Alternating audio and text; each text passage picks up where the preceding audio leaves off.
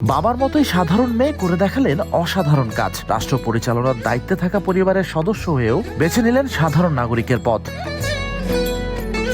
Driving licence করতে কোনো VIP সুবিধা নয়, বরং সবার মতোই লাইনে দাঁড়িয়ে পরীক্ষা দিলেন প্রধানমন্ত্রী কন্যা ব্যারিস্টার জাইমা রহমান। রোববার সকালে তিনি তেজগাঁওয়ের বিআরটিসি প্রশিক্ষণ ইনস্টিটিউটের বিআরটিএ পরীক্ষা কেন্দ্রে উপস্থিত হন। লিখিত, মৌখিক ও ব্যবহারিক 3টি পরীক্ষাতেই অংশ নেন তিনি।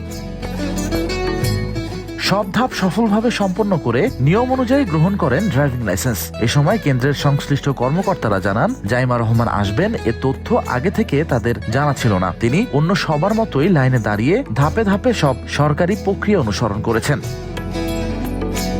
ব্যারিস্টার জাইমা রহমান কোথাও নেননি কোনো বিশেষ সুবিধা বা অতিরিক্ত প্রটোকল। রাষ্ট্রের উচ্চ পর্যায়ের পরিবারের সদস্য হয়েও নিয়মের প্রতি এমন শ্রদ্ধা আর সাধারণ নাগরিকের মতো এমন আচরণে মুগ্ধ হয়ে জাইমা রহমানের প্রশংসা করেছেন বিআরটিএর কর্মকর্তা কর্মচারীরা। অনেকের মতে ক্ষমতার চেয়ে আইনের প্রতি শ্রদ্ধাই একজন দায়িত্বশীল নাগরিকের প্রকৃত পরিচয়।